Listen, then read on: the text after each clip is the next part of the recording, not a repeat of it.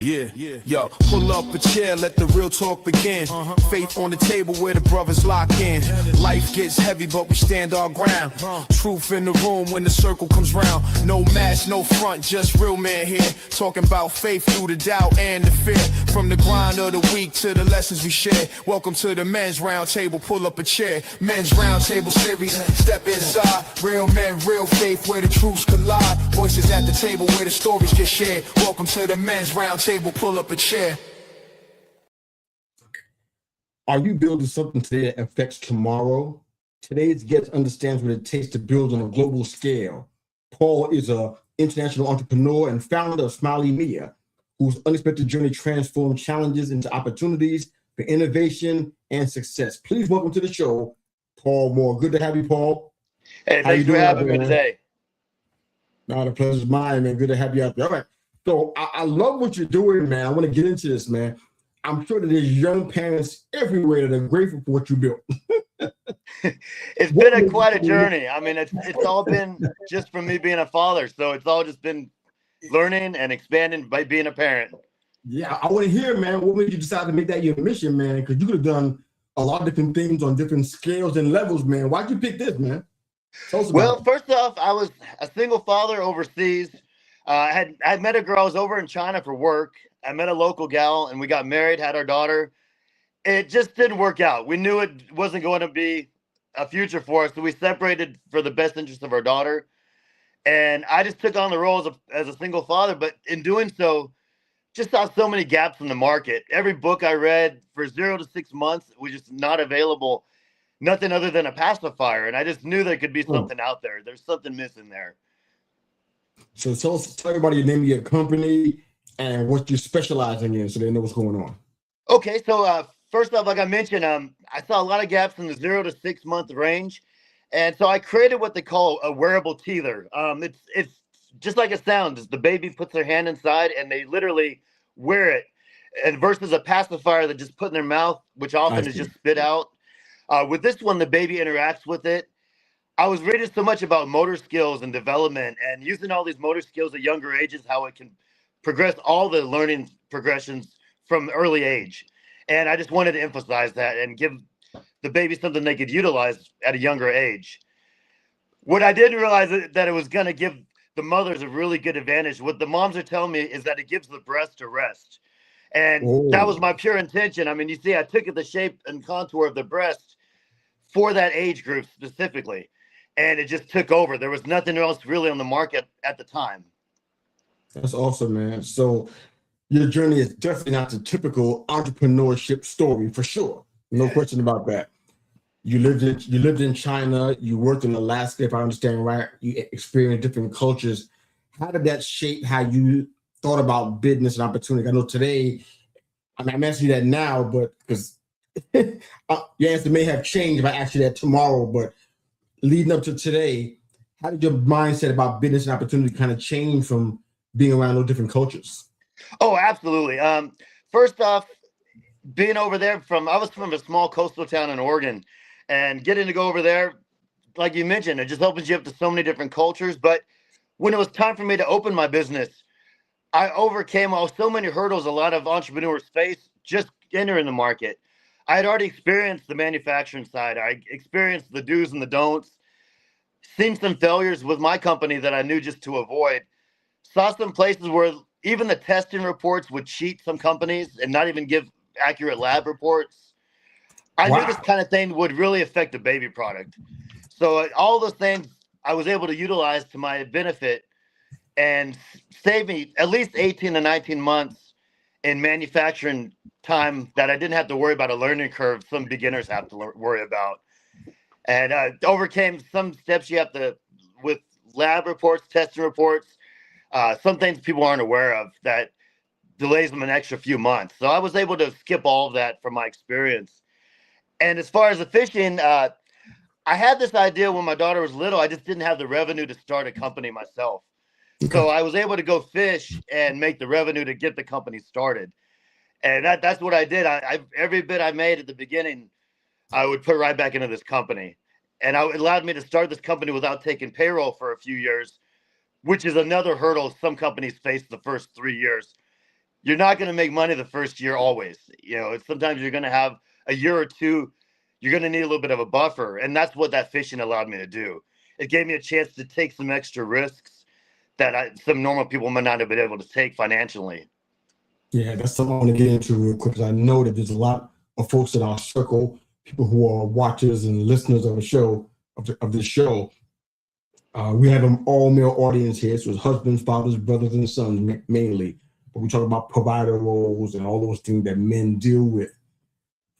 Pull back the curtain a little bit on, speak to them as if not only they're men, but they're also entrepreneurs as well.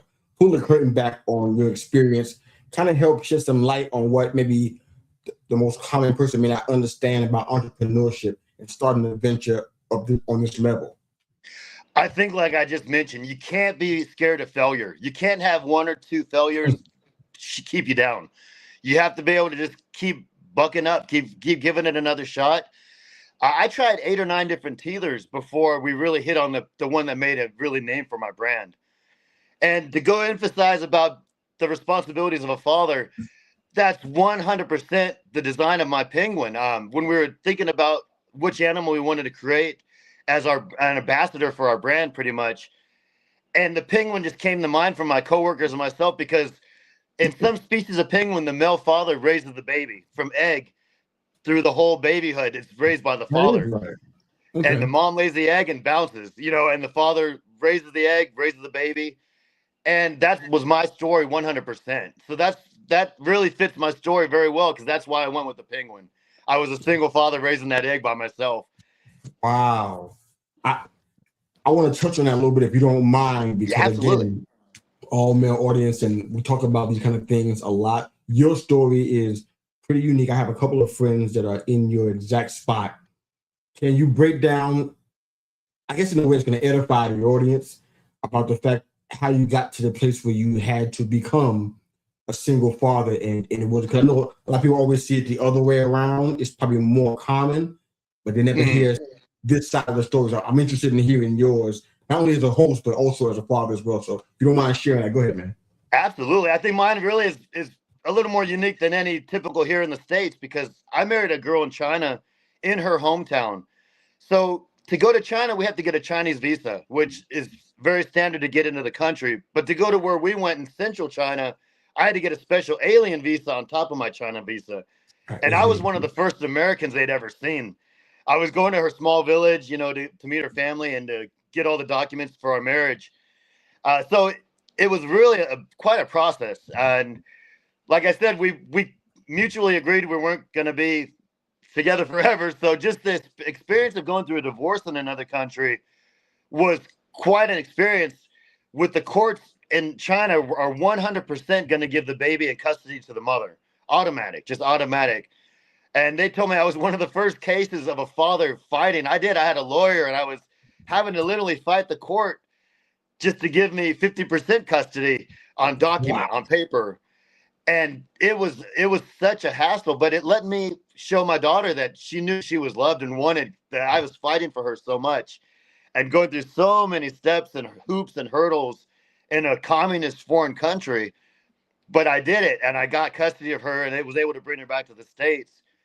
And just another example of the love of a father. We'll do anything for our kids, even if we're fighting a communist court, across the world. It's something that it's an intuition for a father to take care of their kid, for that penguin to protect that baby. It's just something we instinctively do.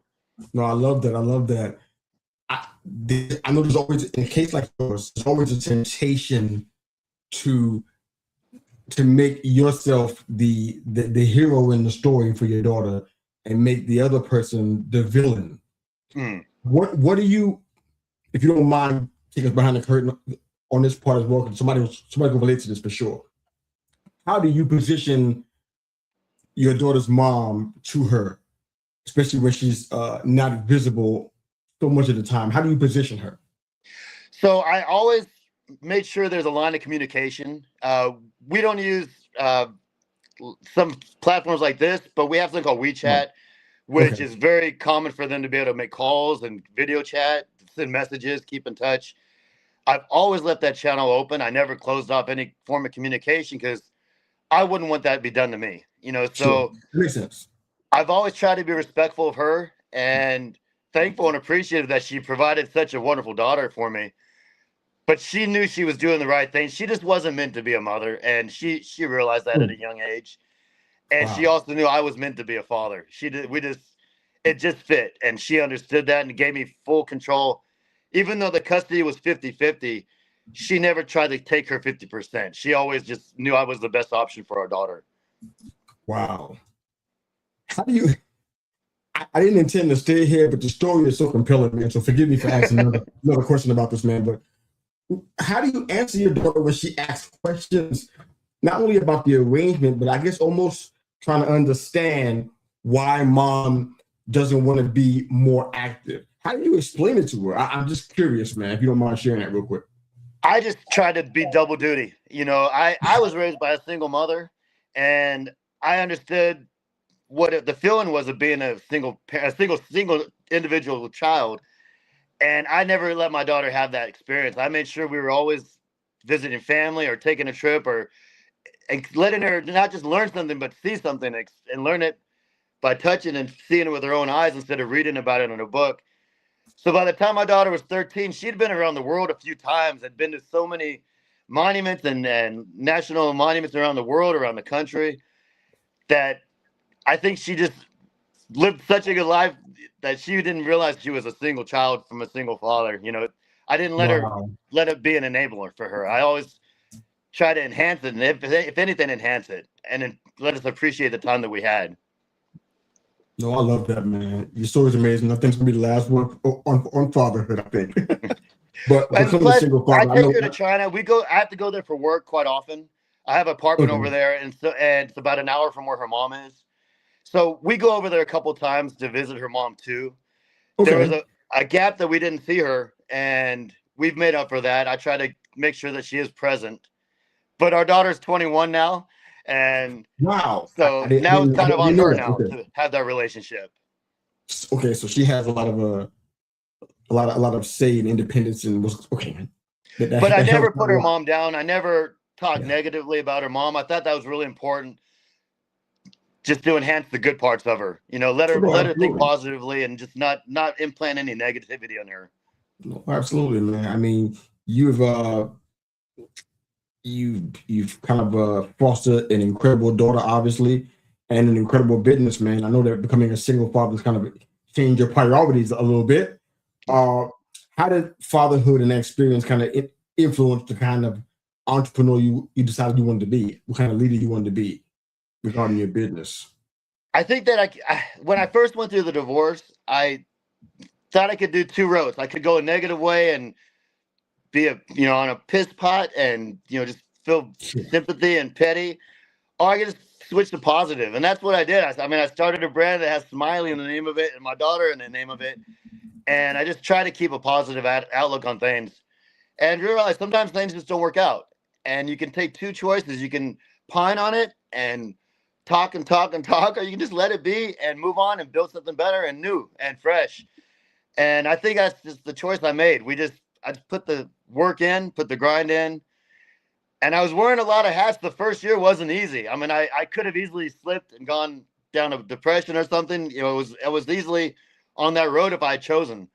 But it's not in me. I just couldn't. I've always been a pretty positive person, and I I can realized I see had a it. great daughter. I wanted to give her a great life, and that's why I decided to push on that. No, I can see it. I love it, man. I love it. I think I have one more question for you. I want you to kind of think about it. It's kind of a legacy question, if you will. Looking back at all the unexpected chapters, 'cause I'm sure there's plenty of those moves you had to make that you didn't plan, challenges, failures, even victories. What do you believe life was preparing you for? What do you think was the point of what you were dealing with? I think that definitely I knew I was meant to be a father. I mean, of all this, because everything I've done, all the different chapters of my life, have either prepared me or led me to be or let me appreciate being a father.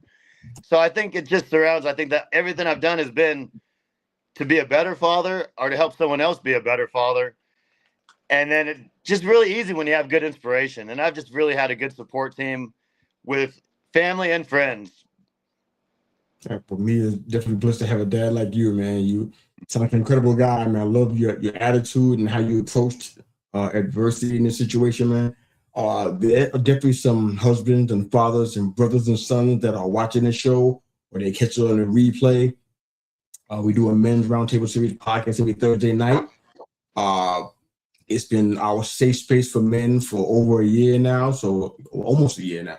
So we're pretty excited about the trajectory of the show. But I'd love to hear you kind of speak some encouragement to the men that are watching today that maybe perhaps they run into adversity when it comes to relationships. Perhaps they are feeling like they're so frustrated and emotionally kind of spent that they want to lash out and be the person that you said you just couldn't become. How would you encourage them and kind of talk more for the list today? Go for it. I think just everyone has different issues and everybody's going through different problems. But I think a good thing is everybody wants a happy ending. They want a good solution. So just like you said, just step back sometimes. Look at your situation specifically. And then baby step it. You can't fix it in one day sometimes. You can't fix it in 1 year sometimes. Sometimes it'll be a process. But just figure your process out and then just stick to it. I did that. I had a lot of times I felt like quitting. A lot of times I thought we weren't going to make it. A couple of tealers didn't take off. And we just kept at it. And then once our penguin got big, all of our other tealers just started to follow through. Even the ones we thought were failures, now they're getting traction. Wow. So sometimes it's a timing issue. Sometimes it's just not the right time for that idea, but doesn't mean it's not a good idea.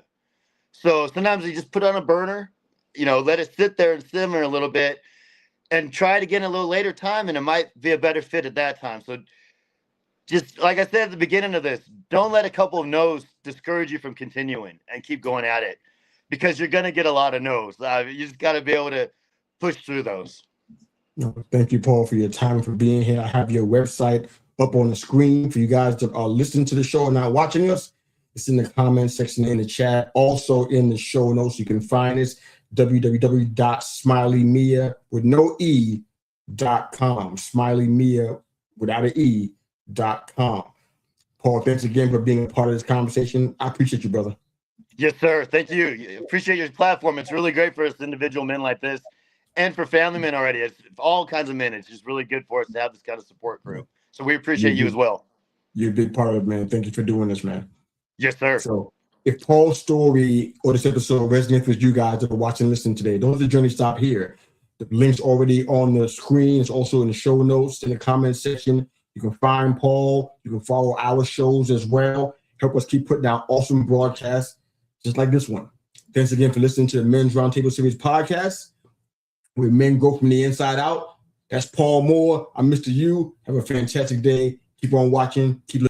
Men's Roundtable Series, step inside. Real men, real faith, where the truths collide. Voices at the table where the stories get shared. Welcome to the Men's Roundtable, pull up a chair.